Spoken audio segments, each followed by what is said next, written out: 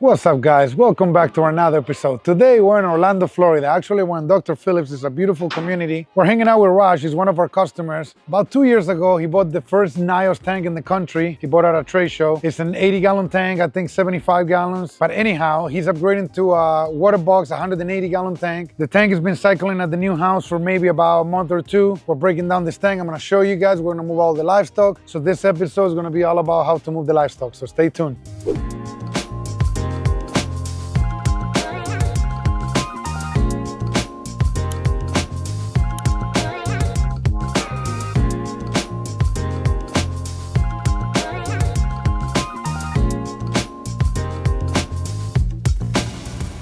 So we brought 3 vehicles. The reason for that is the actual tank that we're breaking down, that tank is being sold to another customer of ours. Her name is Brianne. She's been with us for a gazillion years. She's been with us for a very long time as a customer, and she's getting back into the hobby. So we got a couple vehicles here. Some of the guys are here. 2 of us are gonna go back with the livestock to set up the 180-gallon tank, and 2 of the other guys are gonna go back to reset the 80-gallon tank. So it's gonna be a lot of work today. So stay tuned for more, guys.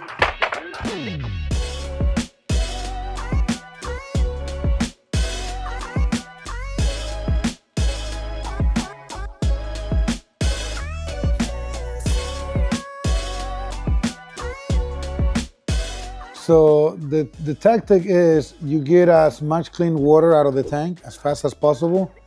Then you get as many rocks and corals without disturbing the quality of the water. So the fish, you don't want to be chasing them around. That's the last thing you want to do with rocks. You spin them around, they get stressed, they scratch their fins, their body looks all messed up.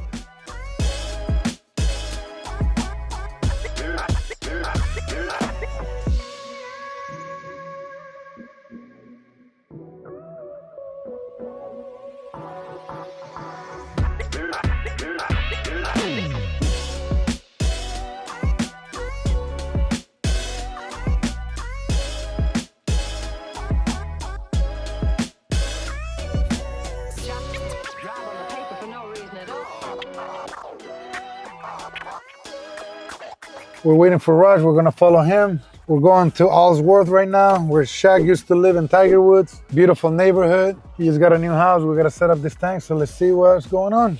Step 2, here we go.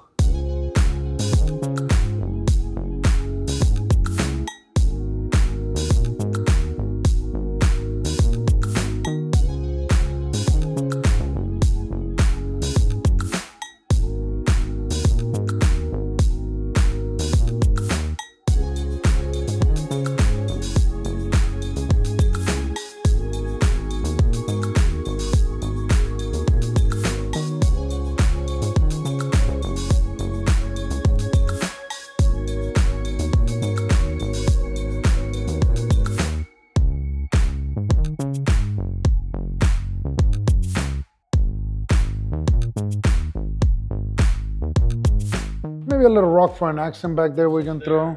One right there. I think we might be able to do something there. It's got good shape. I like this rock. So you already pulled this. Yeah, I can't find that thing. Normally I do it just like this. If I pull this with the way I do it, the whole thing comes out. If I do this, the whole thing will snap out. Look, this is how I do it. I fold it. Yeah. And what happened is, You pull it, the whole thing comes off. Yep. okay. You remember when you were like in 3rd grade and they give you Play-Doh? Turn it into one color. So what you want to do is, until it turns all in one color. It's a good workout. Little different size bowls. Like some are bigger, some are smaller. For different applications, different size.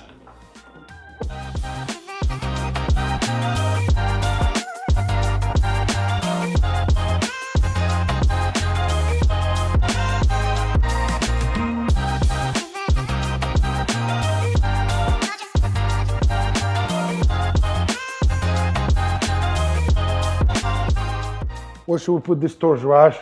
What are you thinking?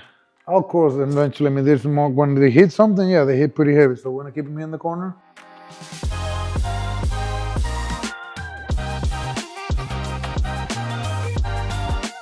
Look how pretty it looks already. coming together. Keep the Probably two heavens that for the much. contrast, orange and green, and they can touch each other. So it creates a nice contrast next to each other.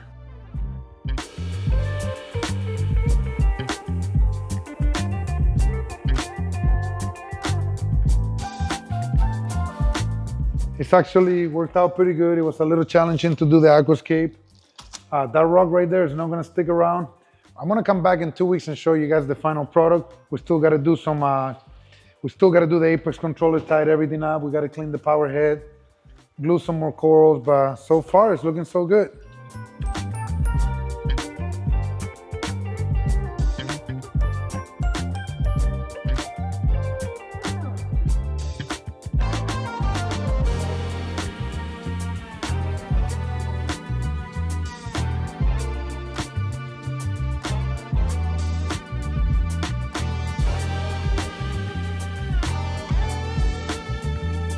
It's been a week since we transferred this tank and I haven't seen it.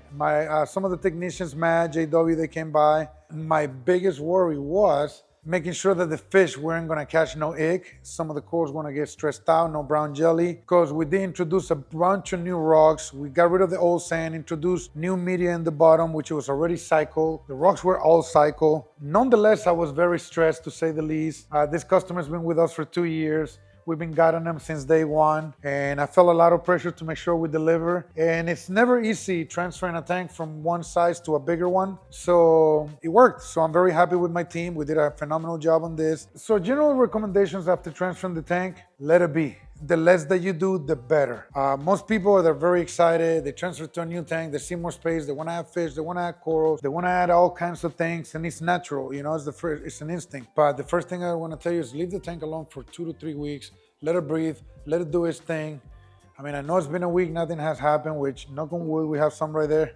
Things are looking really good. But again, leave it alone for a few weeks. If you guys know powder blue, Achilles, powder browns, they're known for any type of stress they catch with ick, and he doesn't have a single spot of ick. We make sure we do have a UV sterilizer on this tank. We did put a new valve. Again, it's looking really, really good. Fish flawless. So hopefully in a week or two, we're gonna introduce a bunch of new tanks. Hopefully a few antias after that with some wrasses. Some corals I'm gonna recommend maybe in a week they can introduce some. I was just talking to the tank owner. He's gonna introduce Aquariums mainly on the top. Well, some things to look out from the coral. Make sure that they're open and right. Make sure they're not getting bleached. Naturally, we turn the lights down a little bit. We measure the par, and then we go down a couple points just to make sure that the corals are not getting stressed out. The reason for that being is every time you transfer a tank, we put new sand, we put new rocks, and we get rid of all the dirty water that was left on the bottom of the tank. We do a water change. We put new filter socks. So the water is a lot more clear. So therefore, the light penetrates a lot better. So we like to just turn the lights down. That's the reason for it. So I would like to go at least about 3 to 4 weeks without a water change. I want the tank to get a little bit dirty. I want some of the copy pads to start coming out. I want to see some tube worms growing on the rocks, some little feather dusters coming out, believe it or not, some sponges. And that takes the tank is well established. We introduced 80% of the old rocks and maybe about 70, 80 pounds of new rocks. Again, I would like to say 3 to 4 weeks without water change. Then maybe smaller water changes than normally. Instead of doing 10, 15% once a week, maybe 5% once a week for the first 2 or 3 weeks, and then go back to normal to the 10% that we like to do. Again, like I said, I'll be comfortable with start adding corals in about a week. Corals are a lot more resilient than people give them credit for. They're a lot hardier than fish. And these corals here look very phenomenal. I don't see a single coral stressed out, lost of color. We made it a point to transfer all the rocks, all the bottom media, to transfer 100% submerged in water. It was cycling for months. The corals, they were all bagged individually. A few of the corals that we couldn't bag individually, we put them in a cooler. None of them were moving. The transfer was only 15 minutes from one home to the other one. Again, it's just how much you prepare for the move before you actually do the job. A lot of things, just think that it's muscle, that's the least of your worries. It's just the preparation to make sure that your fish, when you catch them out of the tank, they're not stressed. You guys seen in this video, we make sure we got all the rocks, everything out before we start chasing the fish around. Why? If you start chasing the fish around in between the rocks, they're gonna get stressed, they're gonna scrape themselves. It's gonna take you 5 times, 10 times longer to get the fish out. They're gonna get tired. They're likely to get a heart attack. I've seen fish drop from a heart attack when you chase them. Versus if you get all the rocks, you get all the fish, now they're in a corner, you catch them right away, you put them into a water where you got oxygen or you got aerators already there with plenty of water, clean water that you extract from the same tank. So that's what I mean by having plenty of preparation before moving the tank. Something else that I would like to mention here is we choose to get 2 algae cleaves. We're putting one on each end, so there's no fights, there's no bickering going on. It helps to alleviate some of the stress from the fish. We went ahead and we finished the Neptune controller here. As you guys can see, we got 4 dose controllers. We're not dosing right now. We're waiting to see the demand on the tank like I was mentioning. The demand for calcium, alkalinity, and magnesium is just gonna stop right now for the next week or 2. So we're gonna be testing, figuring out where we at, and from there we're gonna start dosing. Ecotech battery backup right there, as you guys can see. I went ahead and we turned off the protein skimmer. I'm having micro bubbles coming through the return. I personally felt like the chamber where the return pump was, it was too low. So I raised the water volume in the chamber. So I'm gonna go ahead and turn on the protein skimmer before I leave, see if it's working well. We need to get new filter socks. They're getting full real quick. I am gonna come back here in 6 months and give you guys a tank tour. And I have to show you some of the cars that this guy has. I'm gonna show you his garage. Other than that, guys, I hope you guys enjoy this tour. We'll see you guys soon.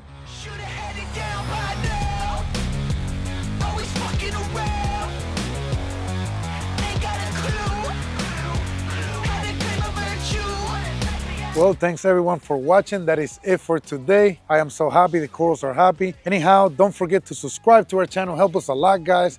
Give us a like, post some comments below. We'll love to answer all of your questions.